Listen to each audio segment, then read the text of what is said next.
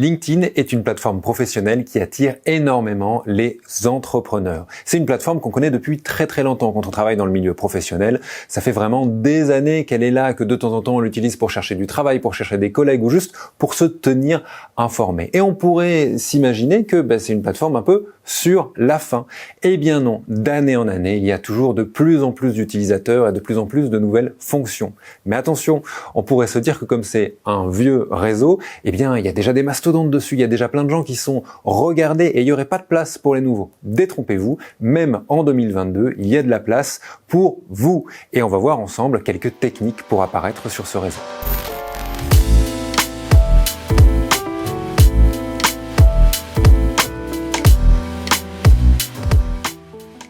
Commençons avec notre première technique pour percer sur LinkedIn, c'est de participer, c'est de commenter les publications des autres. Tout bêtement parce que avant d'être un réseau professionnel, LinkedIn c'est d'abord un réseau social et professionnel. Ça veut dire que ce qui est attendu par le réseau lui-même, c'est de l'interaction, c'est des nouvelles idées, c'est des gens qui se rencontrent, c'est des débats. Et si vous participez à ce monde-là, alors vous êtes reconnu par LinkedIn, vous êtes récompensé par ce réseau et donc vos publications seront plus facilement mises en avant d'une manière globale, mais également envers les personnes avec qui vous avez eu des échanges. Donc la meilleure chose pour apparaître sur LinkedIn, c'est réellement de participer, pas d'être juste là pour poster ce qu'on fait, pour poster des beaux articles, mais aussi d'échanger avec les autres, même sur leurs articles.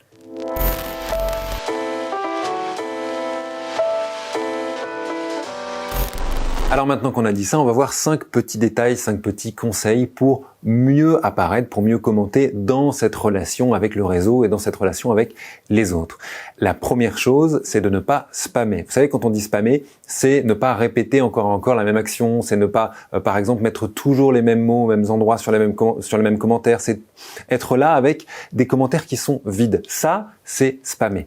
Donc, n'oubliez pas, quand moi je vous dis ne pas spammer, ça veut dire que si vous commentez à un endroit, si vous likez, c'est avec une certaine intelligence. L'endroit des commentaires sur LinkedIn, c'est un endroit qui est fait pour le débat, c'est un endroit qui est fait pour la rencontre, c'est pas juste un endroit qui est fait pour mettre un petit mot comme ça qui ne veut rien dire et qui ne porte aucun message. Donc, soyez vraiment présents dans les commentaires. Si c'est pour mettre un message qui n'a aucun intérêt, alors ne mettez rien. Le deuxième conseil, c'est un prolongement du premier. Si le premier, vous êtes vraiment dans la réaction, vous êtes vraiment dans quelque chose qui apporte votre vision, dans le deuxième, essayez même de créer du débat. Ce serait ça notre deuxième tips, c'est d'aller encore un peu plus loin. C'est pas juste de commenter, mais commenter en posant une question, en posant un avis, en essayant de lancer justement une communication, de lancer un échange, ou même d'autres personnes pourraient venir vous rejoindre dans la partie commentaires.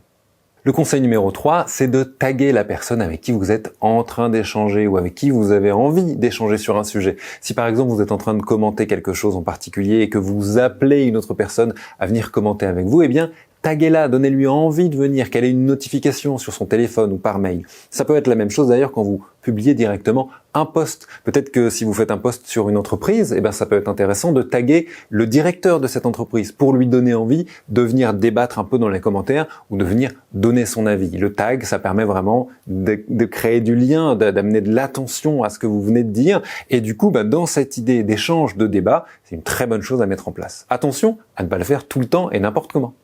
Le conseil numéro 4, c'est de ne pas détourner le sujet. Alors qu'est-ce qu'on veut dire par là? C'est que s'il y a déjà un débat qui est en train de se faire à un endroit, s'il y a déjà des commentaires qui sont en train de se faire dans une certaine direction, allez vous ajouter à ce débat-là. N'essayez pas de créer quelque chose d'autre à côté parce qu'il y a déjà un momentum, il y a déjà une énergie qui a été créée d'un côté et ce serait dommage de juste ne pas être inclus dedans et de faire une petite chose de son côté qui finalement n'est pas reconnaissable et que personne ne voit. Donc allez participer aux débats qui sont déjà en place. Et puis quand on parle aussi de pas détourner le sujet, ça veut dire n'amenez pas tout également à vous. Quand on débat sur Internet, l'idée c'est pas de dire moi j'ai fait ça, c'est comme si que ça se passe, mais juste de discuter avec les gens. Donc allez aussi sur les débats qui sont déjà en cours et allez participer. Et puis le conseil numéro 5, il est un peu évident, mais il faut toujours le rappeler quand on parle de réseau social, c'est d'être respectueux envers les autres personnes. On parle de ça parce que là, par exemple, on vient de se dire sur le tips numéro 4, allez participer à des débats. Et de temps en temps dans les débats, ça peut vite, prendre un rythme un peu hargneux. N'oubliez pas, déjà, vous êtes derrière votre écran, mais de l'autre côté, il y a aussi un autre être humain derrière son écran. Ça ne sert à rien de s'insulter, ça ne sert à rien de se prendre de haut. C'est vraiment un réseau professionnel en plus où on peut débattre sur des faits. Alors, n'hésitez n'hésitez pas à rester sur les faits. Et puis si quelqu'un vient vous chercher sur quelque chose d'un peu plus personnel, eh bien simplement ne répondez pas, vous avez mieux à faire.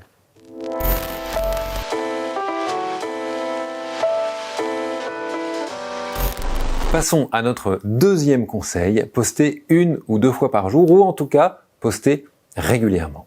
Alors évidemment, quand on parle de poster 1 à 2 fois par jour, tout de suite, ça fait peur. Et c'est bien normal, parce que quand on dit 1 à 2 fois par jour, c'est en gardant la qualité de votre contenu. Si vous n'êtes pas capable de le faire, c'est totalement ok, c'est pas grave. Dans ce cas, ce sera peut-être 1 fois par jour ou 1 fois tous les 2 jours. Mais évidemment, quand on est en B2B, c'est-à-dire en business to business, eh bien, c'est bien de montrer que notre marque, elle est vivante, qu'elle a des choses à raconter. Du coup, 1 à 2 fois par jour, eh bien, c'est très très bien. Ça permet peut-être de raconter une histoire d'un client avec lequel on est en train de travailler en ce moment. Ça permet de prendre position sur quelque chose qui se passe en ce moment dans notre milieu. C'est vraiment un bon rythme pour être présent souvent. Mais encore une fois, je le répète, je le répéterai jamais assez, si c'est pour faire des choses médiocres, ça ne sert à rien. Vous l'avez compris, et on apparaît sur LinkedIn si on a des choses de qualité à mettre en avant, si on a des choses qui sont likées ou qui sont commentées. Et pour que ce soit le cas, il faut faire de la qualité.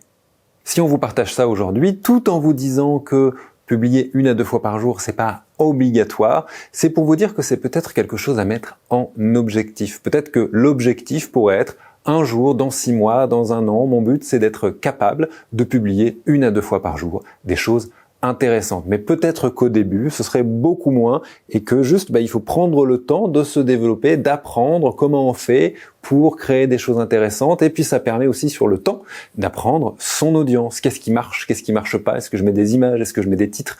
Voilà, tout ça, ça se travaille dans le temps. Et donc, mettez-vous ça peut-être comme objectif 1 à 2 fois par jour.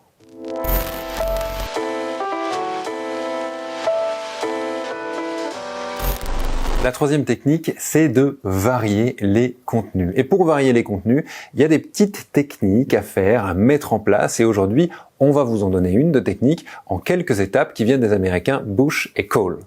L'étape numéro 1 pour avoir des idées, c'est de les noter, d'être dans la capacité de noter ces idées tout le temps. Pourquoi? Parce que les idées, en réalité, elles viennent n'importe quand. Et elles viennent souvent, justement, quand on ne les recherche pas. Et c'est bien normal, parce qu'en fait, les nouvelles idées, elles viennent quand justement 2 choses se rencontrent. Je suis sous la douche en train de faire autre chose, je pense à un sujet, et puis en même temps, je pense justement au prochain post que je dois faire. Et tiens, pourquoi je pourrais pas parler de ce sujet avec tel axe, etc., etc. Donc, quand on cherche des idées, c'est parfois un peu complexe de les avoir, alors que quand juste on se laisse là, avec notre vie qui continue, eh bien, des idées viennent et des idées surgissent. Mais quand elles surgissent, il ne faut pas les oublier. Alors, le conseil numéro 1 de nos amis américains dont on parlait tout à l'heure, c'est d'avoir toujours un bloc-notes sur soi et tout le temps de pouvoir noter la moindre idée. On fera le tri après de ce qui est mauvais, de ce qui est pas mauvais, des axes édito, etc., etc. Mais au début, juste notez-les tout le temps. Et puis une autre petite chose que vous pouvez faire pour faciliter les nouvelles idées, c'est au lieu de se poser la question de tiens, quelles idées je vais pouvoir avoir, de quoi je vais pouvoir parler, de se poser la question directement comme ça, c'est de décaler un peu la question. Si au lieu de vous poser la question de tiens, de quoi je pourrais parler ce soir sur mon post, eh bien vous disiez tiens, qu'est-ce que j'ai traversé ces 2 dernières années qui pourrait intéresser des gens? Tiens, qu'est-ce que j'ai envie de faire dans les 2 prochaines années où j'ai l'impression qu'il y a trop de challenge et je pourrais en parler. Vous voyez qu'au lieu de chercher à avoir une idée, juste on va dans une direction où il y aura des idées. Donc la manière dont on se pose la question est évidemment importante pour ne pas se bloquer, pour ne pas avoir ce truc de la page blanche, mais juste de dire tiens, qu'est-ce que j'ai croisé comme problématique sur ces 2 dernières années qui pourrait intéresser les gens, par exemple. L'étape numéro 2, c'est de se demander à qui va servir votre publication, votre idée. Est-ce que vous allez écrire pour votre milieu professionnel dans sa globalité? Est-ce que vous allez écrire pour une industrie en particulier sur laquelle vous avez envie de donner votre avis? Ou bien pour le grand public, pourquoi pas? La notion d'audience en entrepreneuriat ou en termes justement de communication, elle est toujours très intéressante. C'est pas le tout d'avoir une idée, mais de savoir à qui elle s'adresse, cette idée-là. Ça nous donne la forme, ça nous donne la conclusion, ça nous donne la direction de tout ce que vous allez publier. Donc toujours se poser la question, tiens, j'ai envie de parler de ça, mais à qui j'ai envie d'en parler? Pour vous donner un tout petit exemple, eh bien évidemment, je vais peut-être pas créer le même titre accrocheur si je veux accrocher des gens de ma niche, de ma spécialité, de mon industrie, ou si je veux aller parler au grand public. Et c'est ça l'importance de savoir à qui on est en train de parler, à quelle audience. C'est que dès l'accroche, c'est du sur-mesure et ça donne tout de suite envie aux gens d'aller lire un peu plus profondément ce que vous avez posté. L'étape numéro 3, c'est la règle des 4 A. Alors ça vient encore une fois de bouche et call. Depuis tout à l'heure, on ne quitte pas ça. Après avoir trouvé le sujet, après avoir trouvé l'audience, c'est-à-dire à qui je vais parler, et bien maintenant, il y a quand même le cœur du post, le cœur du sujet à créer. Et pour call et pour bouche, il y a donc 4 possibilités, 4 directions qu'on peut prendre dans un post. Et je vais me permettre de lire les 4 A pour ne pas vous dire de bêtises. La première chose, c'est actionnable. L'idée d'un post dans l'action, c'est d'expliquer voici comment ça marche, voici comment j'ai fait, voilà ce que vous pourrez actionner à votre tour. La deuxième chose, c'est le post analytique. Analytique, ça veut dire juste en passant par des chiffres. Je viens vous dire par exemple ce que j'ai fait et comment ça a marché. Je viens l'analyser avec vous, je viens vous partager ce qui a marché ou ce qui a échoué, pourquoi pas. Le troisième A, c'est aspirationnel. C'est de l'aspiration, tout bêtement. C'est juste de pouvoir dire, tiens, vous pourriez mettre ça en place, vous pouvez faire ça. C'est de partager un peu dans les grandes lignes ce que vous avez traversé, ce que vous avez mis en place ou ce à quoi vous vous inspirez. Et puis, le quatrième A, c'est anthropologique. Voici pourquoi. Voilà pourquoi ça marche de telle manière. Voilà pourquoi j'ai fait ça et j'en déduis quelque chose. L'anthropologie pure de se dire, bah voilà, mon audience, par exemple, et voilà pourquoi je vous parle de telle manière.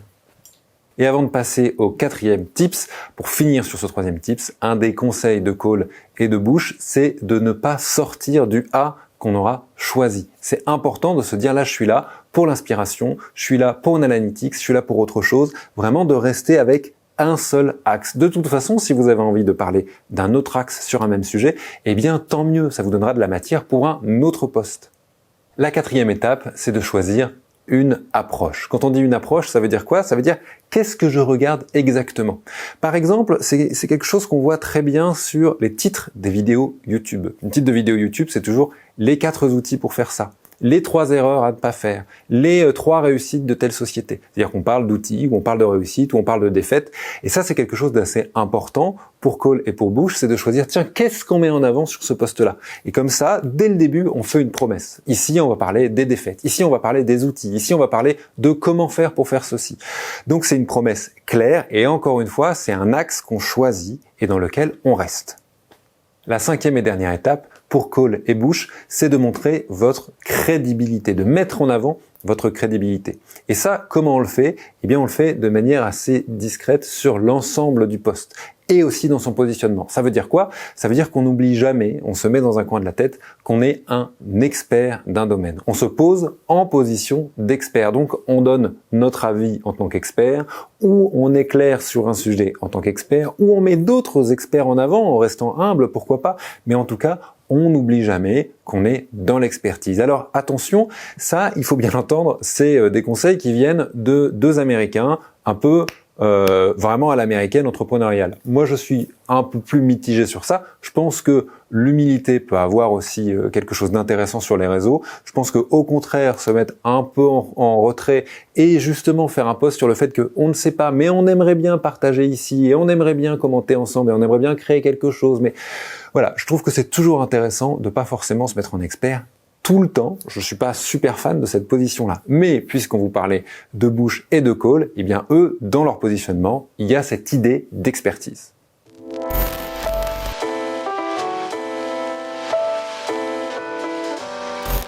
Après ce 3e point sur la créativité, un peu long puisqu'on parlait de bouche et de call, on va passer sur notre 4e point qui est comment accrocher le lecteur, comment faire en sorte qu'il s'arrête de scroller et qu'il vienne lire ce que vous avez publié.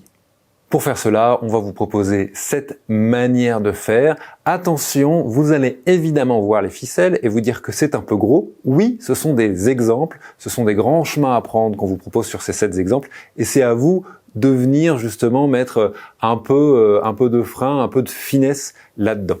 Évidemment, la première technique, c'est de promettre des informations utiles. Les informations utiles, on en a un peu parlé tout à l'heure, c'est par exemple un titre qui dirait « Comment faire ceci rapidement ». Voilà, on promet que dans cette vidéo ou dans cet article, on va expliquer comment faire cela rapidement. On a une promesse et cette promesse, elle doit être tenue. La deuxième manière d'attirer le regard, c'est de aller piquer la curiosité. Alors je vais vous donner un exemple qu'on a tous vu, c'est fait exprès, c'est très gros. C'est 5 manières de faire ceci, la deuxième va vous étonner. Voilà, on l'a tous vu, on trouve ça un peu grossier, mais ça pique la curiosité. On a envie peut-être de voir ce que c'est que la deuxième ou ce que c'est que la cinquième, pourquoi elle va nous étonner. C'est un peu cette idée-là. C'est juste de dire, il y a quelque chose là-dedans auquel vous ne vous attendez pas. La troisième technique, c'est de parler d'un secret. Le grand secret de Wall Street pour lever des fonds. Le grand secret de Apple pour être toujours à la pointe. Le grand secret de ceci. L'idée même du secret, quand on le voit affiché quelque part dans un titre, eh bien, ça arrête. On se pose la question, tiens, qu'est-ce que c'est? Et même si on n'est pas totalement intéressé par le sujet, on est quand même à 2 doigts de cliquer, juste par curiosité, pour aller voir ce qu'est ce fameux secret derrière. La quatrième technique, c'est ce que moi j'appelle l'inclusion-exclusion. C'est-à-dire que je suis sur un fil de discussion et d'un seul coup je vais dire « ce post ne concerne que les vidéastes ». Et bien d'un seul coup ça crée une scission, il va y avoir les vidéastes et les non-vidéastes. Si je suis vidéaste, je vais tout de suite me dire « ah ça concerne que moi, bah, peut-être que je vais aller voir ». Et de la même manière, si je suis non vidéaste, et ben ça peut faire que je vais me sentir exclu. Et à cause de ça, et ben je vais dire non, moi je vais aller regarder parce que j'ai envie d'aller en savoir un peu plus. Donc cette notion d'inclusion-exclusion, et bien évidemment, elle vient titiller un peu et elle donne envie d'aller cliquer dessus.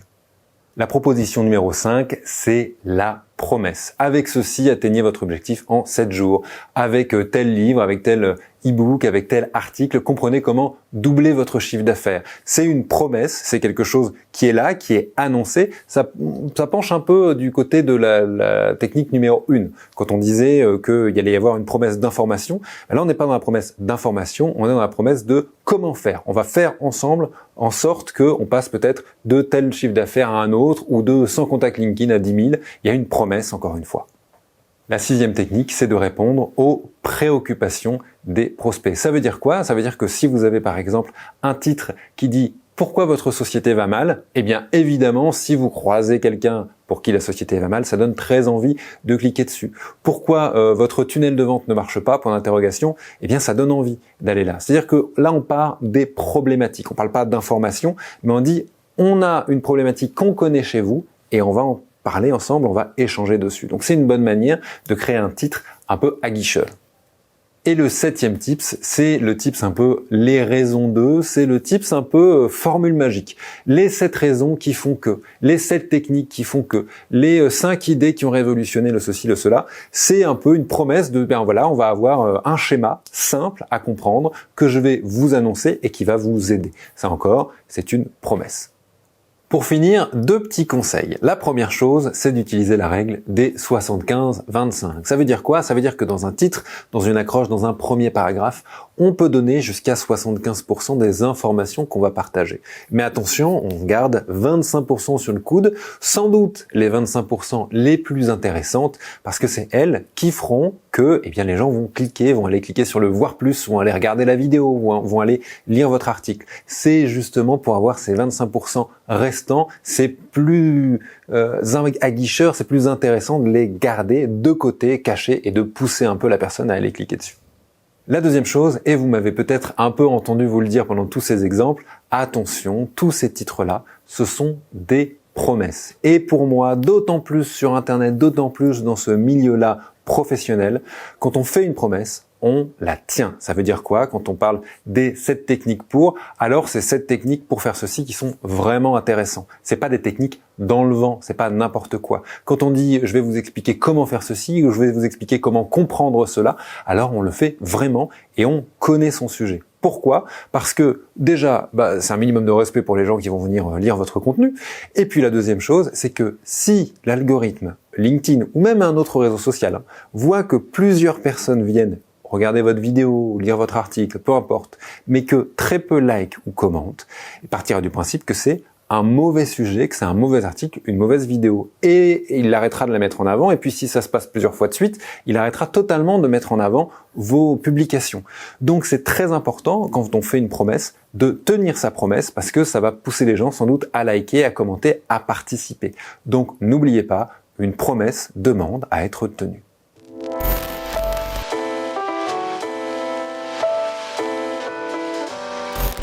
Et pour finir, notre conseil numéro 5, mais c'est en fait une petite réédite de plein de choses qu'on a dit avant, mais qui sont pour nous des choses très importantes, c'est de publier des choses avec ce qu'on appelle de la valeur ajoutée. On n'est pas là juste pour répéter bêtement la publication d'un autre, on n'est pas là pour juste prendre une vidéo de quelqu'un d'autre et la publier sur le réseau, on est là pour donner son avis, on est là pour créer de la nouveauté, on est là pour écrire sur des nouvelles choses, pour croiser les idées. Vraiment, l'idée de valeur ajoutée sur LinkedIn, elle est très importante. Si vous voulez apparaître sur ce réseau social-là, c'est aux yeux d'autres professionnels. Et les autres professionnels, ils connaissent aussi le milieu, ils connaissent aussi votre profession, ils connaissent aussi les tenants et les aboutissants de chacune des questions. Et donc, si j'ai envie d'être un peu, on ne peut pas leur faire à l'envers. Donc, prenez le temps de réfléchir à qu'est-ce que ma publication, là, qu'est-ce que ce que je suis en train de mettre en ligne apporte réellement au débat.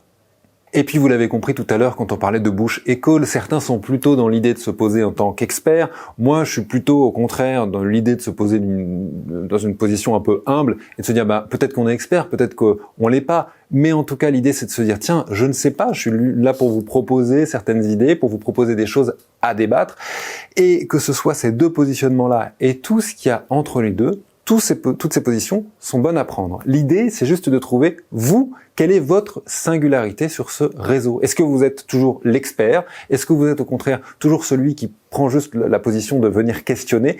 C'est important aussi de laisser sur ce réseau social, comme sur d'autres, transparaître qui vous êtes. Donc si vous êtes plutôt dans une position ou dans une autre, eh bien assumez-la à 200%.